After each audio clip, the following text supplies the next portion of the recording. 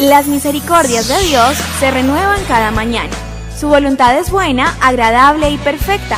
Bienvenidos a una nueva emisión de Vidas con Propósito, para volver a vivir. La iglesia no debe determinar lo que enseña la Escritura. Es la Escritura la que debe determinar qué enseña la iglesia.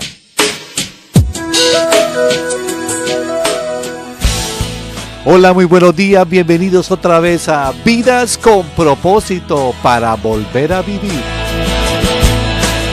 Les saluda Oscar Plata. Hoy es el día de teología pura, pura teología. Continuamos con la serie titulada Bibliología y compartiremos el tercer tema, la autoridad de la Biblia.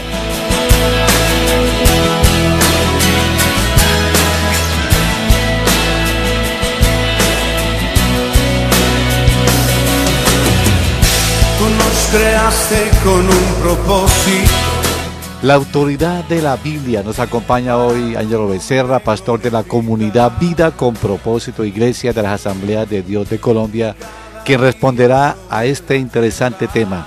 Buenos días, pastor Ángelo, ¿cómo está? Buenos días, Oscar, y buenos días, estimado oyente. Gracias por escucharnos. Esperamos con el programa de hoy que usted crezca en el conocimiento de la palabra de Dios y aprenda a amarla y a respetarla pues, cada vez más. Para tu gloria manifestar. Te recordamos, apreciado oyente, que usted puede escuchar nuevamente el programa de hoy y los programas que emitimos en esta franja de lunes a viernes en Vidas con Propósito a través de la internet. Usted ingresa allí a nuestro canal en YouTube, escribe en el buscador de esta página Comunidad Vida con Propósito y podrá nuevamente escuchar y recomendar a otros los temas que emitimos a diario en este espacio. Estás escuchando Vidas con Propósito, para volver a vivir. Pastor, ¿por qué en nuestra serie dedicada a la bibliología consideró importante tocar este tema de la autoridad de la Biblia? Bueno, porque todo cristiano debe conocer por qué creemos en el cristianismo que la Biblia tiene la autoridad en sí misma y porque solo la Biblia pues se abroga este derecho. Cuando un cristiano entiende esto, por consiguiente va a rechazar algo o a alguien que diga tener la misma autoridad de la Biblia, sea lo que sea o sea quien sea. Únicamente la Biblia tiene toda la autoridad porque sencillamente es la palabra de Dios. Y eso hay que comprenderlo muy bien. ¿Qué significa o qué quiere decir que la frase la autoridad de la Biblia? Estoy totalmente de acuerdo con lo que dice el teólogo Wayne Grudem, que lo hemos citado en varias oportunidades en esta franja de teología pura. Él, con respecto a la autoridad de la Biblia, él dice lo siguiente, abro comillas: la autoridad de las Escrituras quiere decir que todas las palabras de la Biblia son palabras de Dios, de tal manera que no creer o desobedecer alguna palabra de las Escrituras es no creer o desobedecer a Dios. Básicamente eso es lo que significa la autoridad de la Biblia, que lo que está escrito es palabra de Dios, por lo tanto debe ser obedecido, debe ser temido, porque es la palabra de Dios. Algunas personas se han preguntado y se preguntan, ¿no? ¿Cómo sabemos que todas las palabras de las Escrituras son palabras de Dios? Bueno, porque eso es lo que la Biblia afirma en cuanto a sí misma. Hay frecuentes afirmaciones en la Biblia de que todas las palabras de las Escrituras son palabras de Dios, y aunque obvio fueron escritas por seres humanos. Por ejemplo, en el Antiguo Testamento esto se ve frecuentemente en la frase introductoria, así dice el Señor, que aparece cientos de veces. En el mundo del Antiguo Testamento esta frase se habría reconocido como idéntica en forma a la frase así dice el rey, que se usaba como prefacio, como introducción en los edictos de un rey a sus súbditos, edicto que no se podía cuestionar o que no se podía poner en tela de juicio, sino que simplemente había que obedecerlo. Así que cuando los profetas dicen en el Antiguo Testamento, así dice el Señor, están afirmando ellos ser mensajeros del Rey soberano de Israel, es decir, de Dios mismo, y están afirmando que sus palabras son absolutamente palabras autoritativas de Dios. Cuando el profeta hablaba en el nombre de Dios de esta manera, pues toda palabra que decía tenía que ser de Dios o sería un falso profeta. Así lo dice Deuteronomio 18, versículos 18 al 20. Por eso levantaré entre tus hermanos un profeta como tú, pondré mis palabras en su boca y él les dirá todo lo que yo le mande. Si alguien no presta oído a las palabras que el profeta proclama en mi nombre, yo mismo le pediré cuentas. Pero el profeta que se atreva a hablar en mi nombre y diga algo que yo no le haya mandado decir, morirá. La misma suerte correrá al profeta que hable en nombre de otros dioses. Pastor Ángelo, aprovechando este versículo de Deuteronomio que usted acaba de leer, ¿qué le diría a los cristianos y también a algunas iglesias que creen tener el don de profecía e imparten mensajes en el nombre de Dios a diestra y a siniestra? Con la autoridad de la palabra de Dios, yo les aconsejaría a estos hermanos que examinen muy bien si en verdad Dios les está ordenando a dar mensajes de parte suya.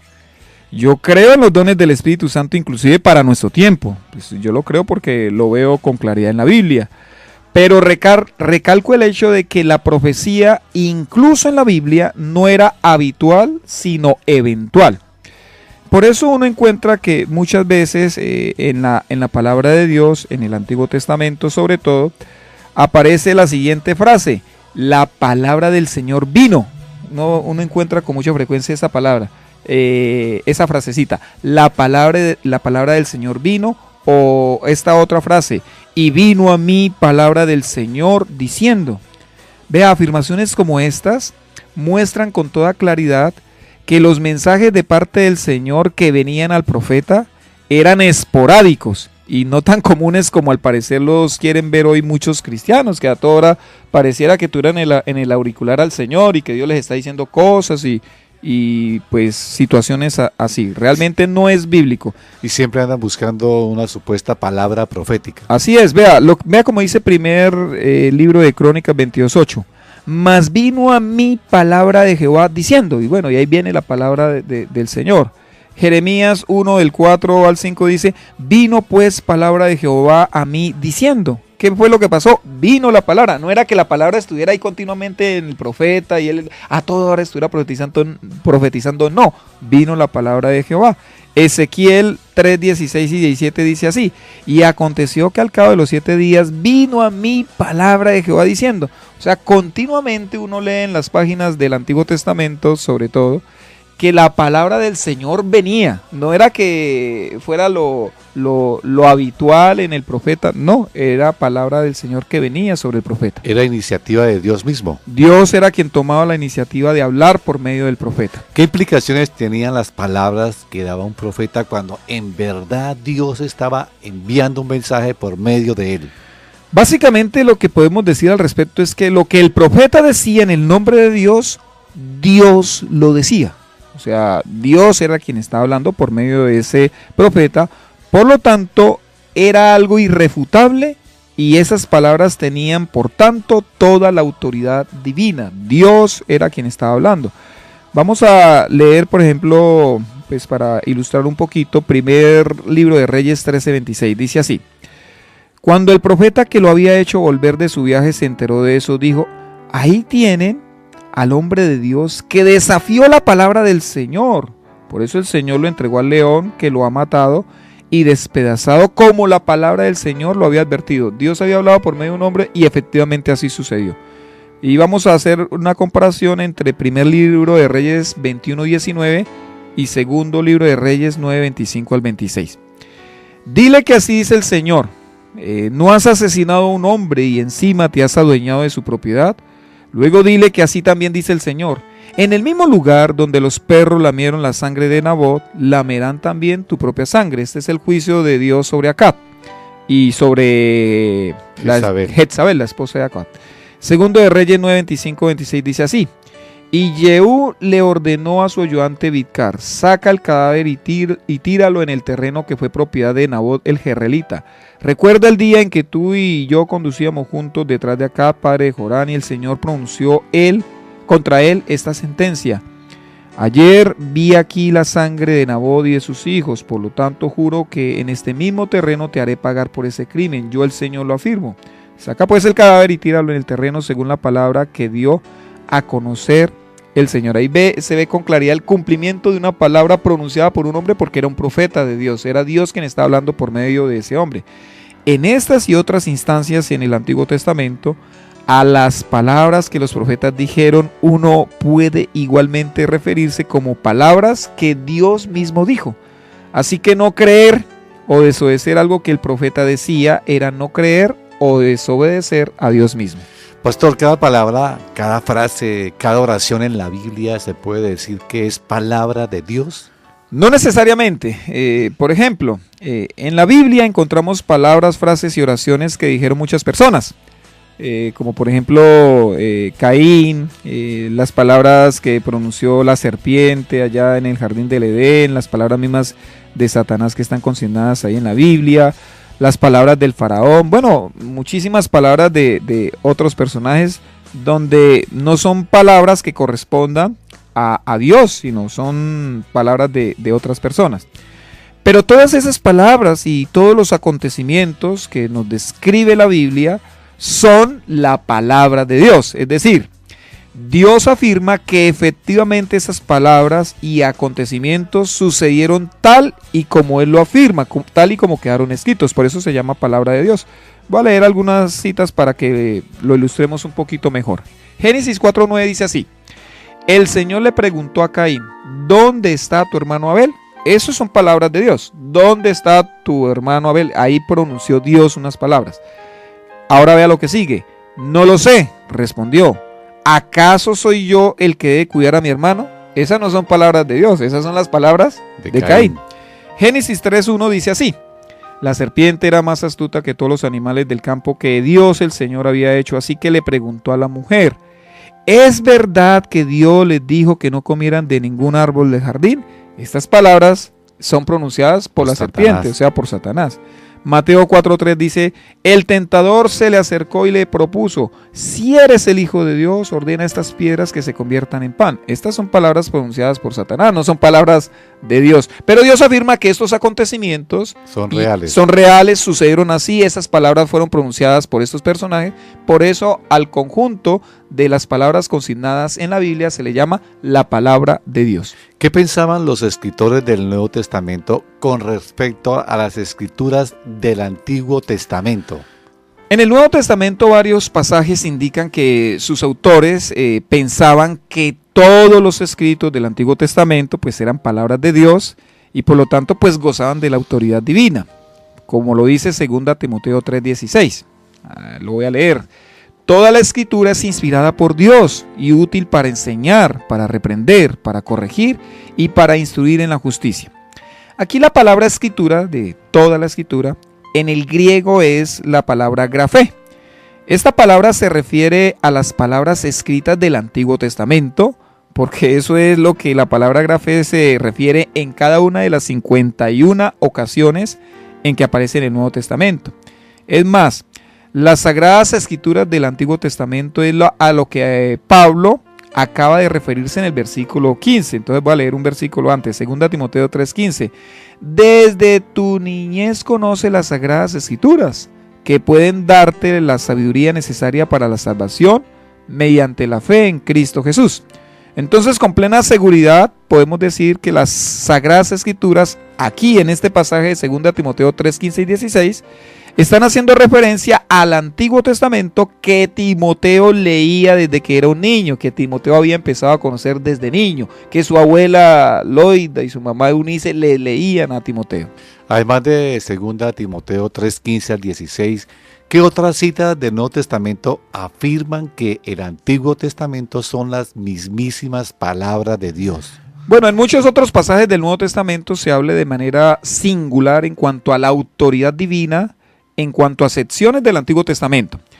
Por ejemplo, en Mateo 1:22 se citan las palabras de Isaías 7:14 como lo que el Señor había dicho por medio del profeta. Así aparece en Mateo 1:22. En Mateo 4:4 Jesús le dice al diablo: no solo de pan vive el hombre, sino de toda palabra que sale de la boca de Dios. En el contexto de este versículo y de las repetidas citas de Deuteronomio que Jesús utiliza para responder a las tentaciones que le hizo el maligno, las palabras que proceden de la boca de Dios son las escrituras del Antiguo Testamento, pues se encuentran en Deuteronomio.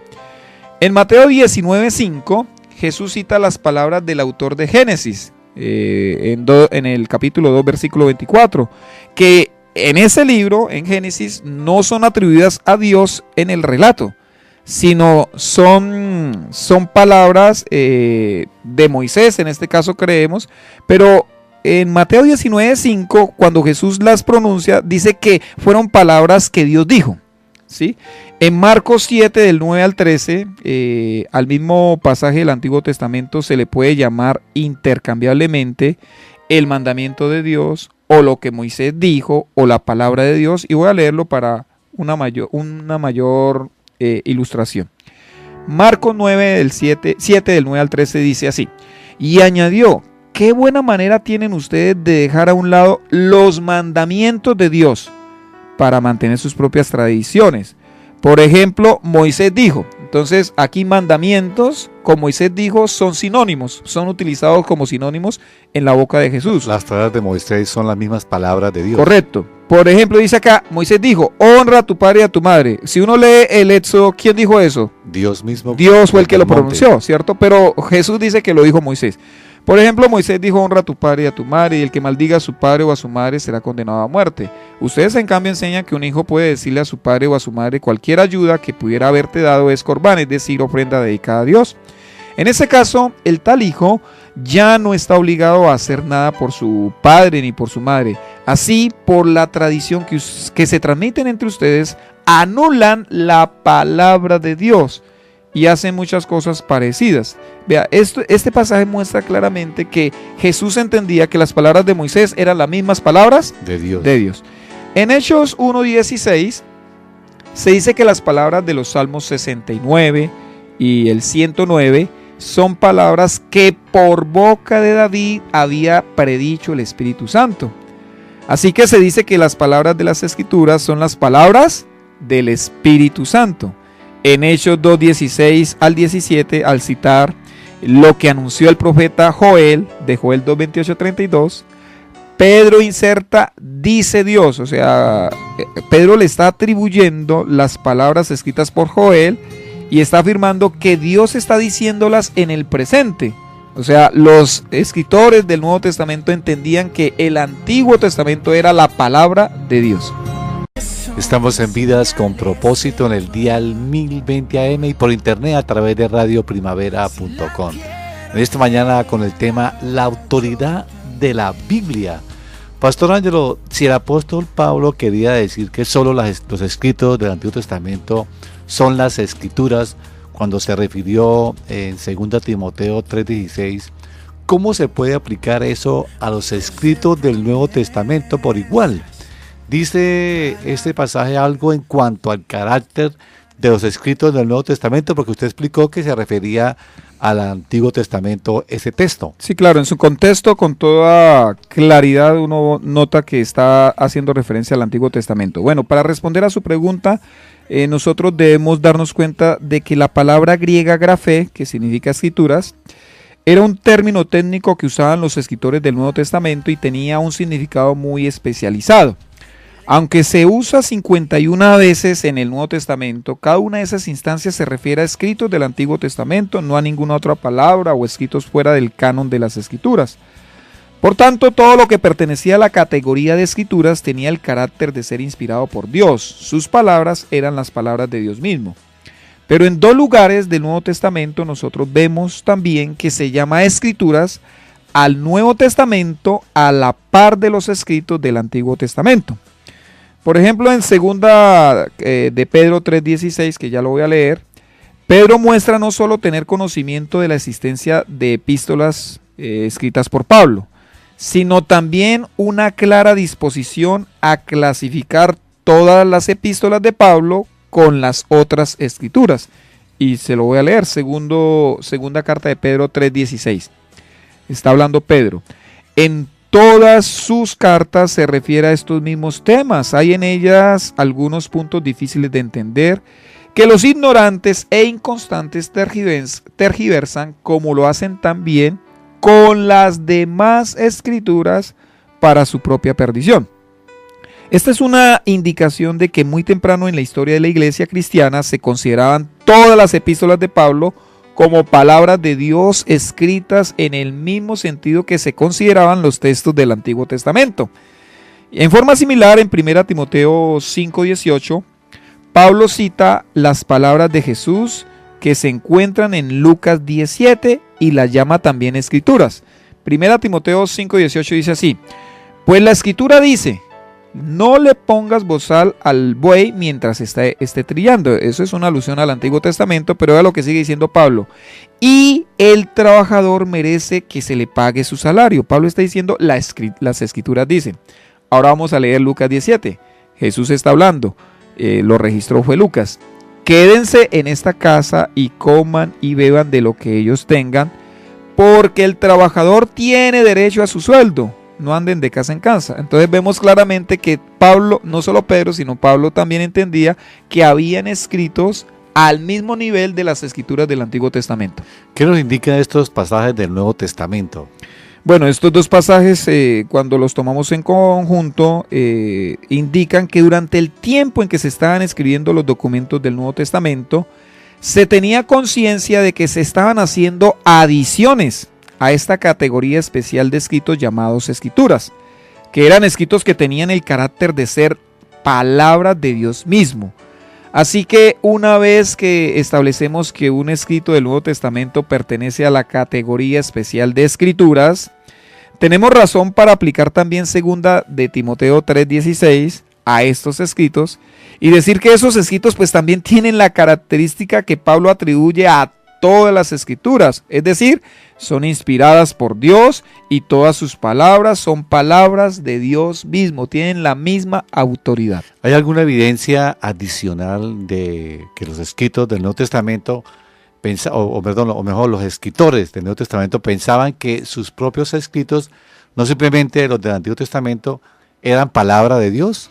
En algunos casos los hay. En 1 Corintios 14:37 Pablo dice, si alguno se cree profeta o espiritual, reconozca que esto que les escribo es mandato del Señor. Pablo aquí ha instituido una serie de reglas para el culto en la iglesia de Corinto y ha afirmado que son mandatos del Señor, porque eso es lo que se traduce, lo que traduce la frase. Pero una objeción en cuanto a esto. En cuanto a ver las palabras de los escritos del Nuevo Testamento como palabras de Dios. Se toma a veces 1 Corintios 7:12, en donde Pablo hace distinción entre sus palabras y las palabras del Señor. A los demás les digo yo, y luego dice Pablo ahí, está escrito, no es mandamiento del Señor. En cuanto a esto, ¿qué diría o qué dice al respecto, pastor? Bueno, una interpretación apropiada de este pasaje se obtiene de los versículos 25 y 40. En el versículo 25, y le recomiendo que por favor lo lea, estimado oyente, Pablo dice que no tiene mandamiento del Señor respecto a los solteros, sino que está dando su propia opinión. Esto debe querer indicar que él no tenía conocimiento de nada que Jesús hubiera dicho sobre este tema y probablemente también que no había recibido ninguna revelación posterior de Jesús al respecto. Esto es diferente de la situación del versículo 10, en donde simplemente él está repitiendo el contenido de la enseñanza terrenal de Jesús, que la mujer no se separe de su esposo, eso lo enseñó Jesús.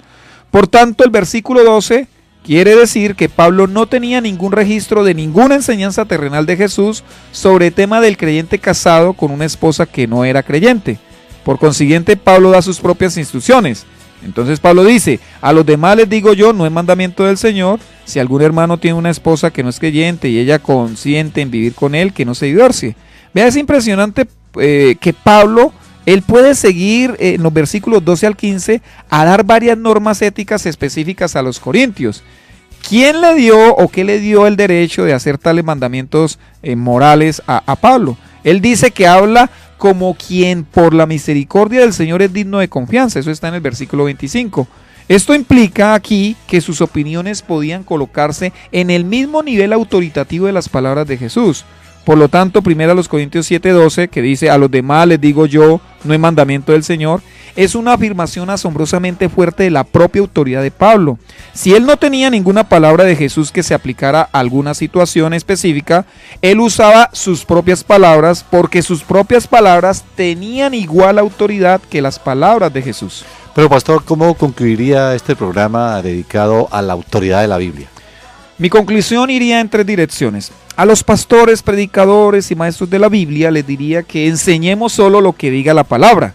Ella es poderosa en sí misma porque es la palabra de Dios, no necesita de nuestra ayuda, no necesita de nuestra colaboración.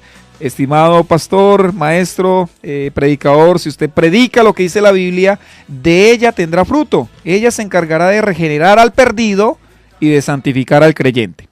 Lo segundo, a los creyentes les diría que disciplinen su oído y quieran escuchar más las palabras de la Biblia que las palabras o profecías de los hombres. Solo las palabras de la Biblia tienen el poder para cambiarlos, para ayudarlos, consolarlos, corregirlos. Si usted espera que las palabras de los hombres ungidos lo cambien, usted es el campeón de los necios. La palabra es suficiente para capacitarnos y llevarnos a vida eterna. Y lo tercero, a los no creyentes les aconsejaría que empiecen a amar la Biblia y a poner su confianza en ella. No porque usted no crea o dude de la Biblia, ella perderá su autoridad.